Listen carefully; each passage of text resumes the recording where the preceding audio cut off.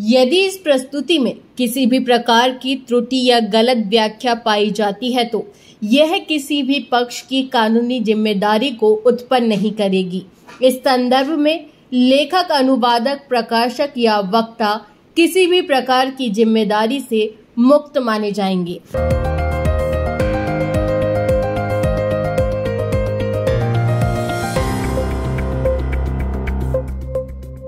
दोस्तों, मैं विवेक शुक्ला और आज आपके लिए बेहद महत्वपूर्ण केस मध्यस्थ अधिनियम पर केस लेकर के आया हूं। मध्यस्थ निर्णय की वास्तविक सूचना से परिसीमा प्रारंभ। औपचारिक सेवा की आवश्यकता नहीं। धारा 142 मध्यस्थ अधिनियम 1940 तथा अनुच्छेद 119 ख परिसीमा अधिनियम 1963 की व्याख्या। कृष्णा देवी सावित्री देवी यानी कि Rani MSSR engineering construction versus Union of India and ORS SCR 81 year 2025 volume 1 date of judgment 3 January 2025।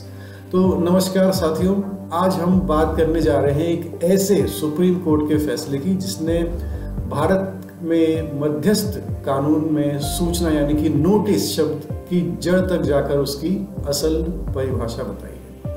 यह फैसला सिर्फ एक तकनीकी मुद्दे तक सीमित नहीं था, बल्कि इसे तय करने के लिए कानून में सूचना का मतलब क्या होता है, क्या वह सिर्फ एक कागज है जो पोस्ट ऑफिस से आता है, या फिर अगर किसी पक्ष को असल में जानकारी मिल जाए तो भी वह सूचना मानी जा सकती है। तो चलिए पहले समझते हैं कि मामला क्या है।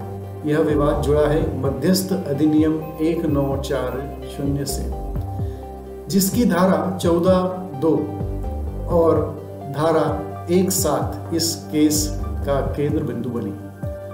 अब अगर आपको आर्बिट्रेशन कानून की मूलभूत जानकारी नहीं है तो थोड़ा सा बुनियादी संदर्भ देना जरूरी होगा। जब दो पक्ष के बीच विवाद होता है और यह अदालत नहीं जाकर किसी तीसरे निष्पक्ष व्यक्ति यानी कि मध्यस्थ से समाधान चाहते हैं तो उसे मध्यस्थता कहा जाता है। मध्यस्थ एक निर्णय यानी कि अवार्ड देता है और वह निर्णय तब तक लागू नहीं होता जब तक उसे कोर्ट में दाखिल ना किया जाए। अब जैसे ही वो अवार्ड कोर्ट में दाखिल होता है तो कानून कहता है कि दूसरे पक्ष को इसकी सूचना दी जाए, और यदि वो पक्ष इस निर्णय से सहमत नहीं है तो 30 दिन के अंदर अपनी आपत्तियां दाखिल कर सकता है। और अब इस मामले में क्या हुआ, तो 10 नवंबर 2022 को एक पक्ष ने कोर्ट में आवेदन दिया कि मध्यस्थता का निर्णय लागू कर डिक्री पारित की जाए। मतलब वो चाहता था कि अब ये अवार्ड अदालत के आदेश की शक्ल ले ले, लेकिन कोर्ट ने यह आवेदन खारिज कर दिया। क्यों? क्योंकि कोर्ट का कहना था कि अभी 30 दिन पूरे नहीं हुए जिसमें दूसरा पक्ष अपनी आपत्ति दाखिल कर सकता है। अब ये 30 दिन गिने कहां से जाएंगे, तो 18 नवंबर 2022 से, जब औपचारिक रूप से दूसरे पक्ष को इस अवार्ड की सूचना दी गई थी। कोर्ट ने कहा जब तक नोटिस सर्व नहीं हुआ तब तक लिमिटेशन शुरू नहीं होती। यहीं से शुरू हुआ असली कानूनी विवाद। तो क्या सूचना का मतलब सिर्फ नोटिस है जो औपचारिक रूप से सर्व किया जाए, या फिर अगर पक्षकार को वास्तविक जानकारी मिल गई कि अवार्ड दाखिल हो चुका है तो क्या उसी दिन से 30 दिन की गिनती शुरू हो जाती है? यह मामला ट्रायल कोर्ट से होते हुए हाई कोर्ट गया, लेकिन हाई कोर्ट ने भी ट्रायल कोर्ट की बात को सही माना। फिर यह मामला पहुंचा भारत के सर्वोच्च न्यायालय यानी सुप्रीम कोर्ट के सामने, और यहां से शुरू हुआ एक ऐतिहासिक मोड़ जिसने कानून की व्याख्या को वास्तविक जीवन से जोड़कर देखा। सुप्रीम कोर्ट ने अपनी विवेचना में बहुत साफ साफ कुछ बातें कही। पहली बात, धारा 14(2) में सिर्फ नोटिस देने की बात कही गई है। यह नहीं कहा गया कि उस नोटिस की सर्विस यानी कि फॉर्मल डिलीवरी जरूरी है। दूसरी बात, इस केस में 21 सितंबर 2022 को ही जिला न्यायालय ने एक आदेश पारित किया था जिसमें यह कहा गया कि जैसे ही शेष शुल्क मध्यस्थों को दे दिए जाएंगे, अवार्ड प्रस्तुत कर दिया जाएगा। अब यह आदेश प्रतिवादी पक्ष को सुनाया गया। जिससे उसने पूरी जानकारी हो गई थी कि अवार्ड तैयार है और दाखिल होने जा रहा है। तो सुप्रीम कोर्ट ने कहा कि यह जो 21 सितंबर का आदेश था वह स्वयं ही पर्याप्त सूचना है। और तीसरी बात, 18 नवंबर को जो औपचारिक नोटिस भेजा गया उसकी कोई स्वतंत्र कानूनी महत्ता नहीं रह जाती, क्योंकि पक्ष को पहले से ही सब कुछ पता चल चुका था। इसलिए कोर्ट ने कहा लिमिटेशन की 30 दिन की अवधि 21 सितंबर से शुरू मानी जाएगी, जो कि 20 अक्टूबर तक समाप्त हो चुकी थी। और अब इस विश्लेषण के आधार पर सुप्रीम कोर्ट ने यह तय किया कि 10 नवंबर 2022 को जो याचिका दायर की गई थी वो पूरी तरह से वैध, समयबद्ध और कानूनन सही थी। इसलिए निचली अदालतों द्वारा की गई अस्वीकृति विधिक दृष्टि से त्रुटिपूर्ण थी। सुप्रीम कोर्ट ने इसे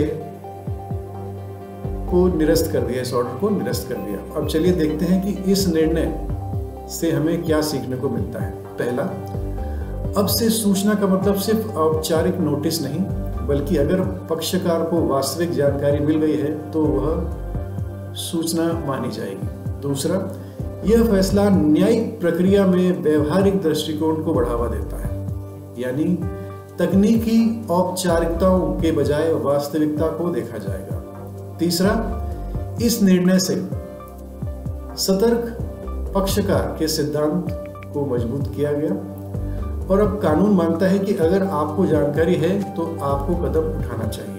कानून उन लोगों के साथ नहीं देता जो जानबूझकर देरी करते हैं। चौथा, अब इस सूचना शब्द को सिर्फ एक तकनीकी औपचारिकता नहीं बल्कि न्याय जागरूकता का प्रतीक माना जाएगा। तो दोस्तों, इस फैसले ने न केवल सूचना की परिभाषा को नया अर्थ दिया, बल्कि यह भी बता दिया कि कानून अब केवल फॉर्मेलिटीज पर नहीं बल्कि जागरूक और वास्तविक ज्ञान पर काम करता है।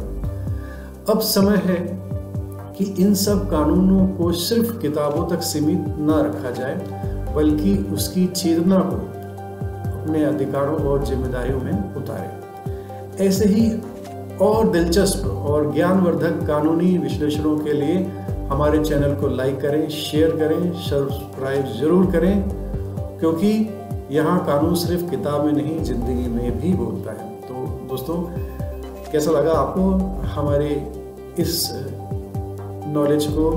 आप शेयर कीजिए और कानून के लिए जागरूक बनिए। बहुत बहुत धन्यवाद। हम आपको मिलते हैं नए कड़ी में। यह न्यायिक निर्णय का विवरण सर्वोत्तम प्रयासों के तहत हिंदी भाषा में प्रस्तुत किया गया है, ताकि कानूनी मामलों की जानकारी आम जनता तक सरल और सुलभ रूप में पहुंचाई जा सके।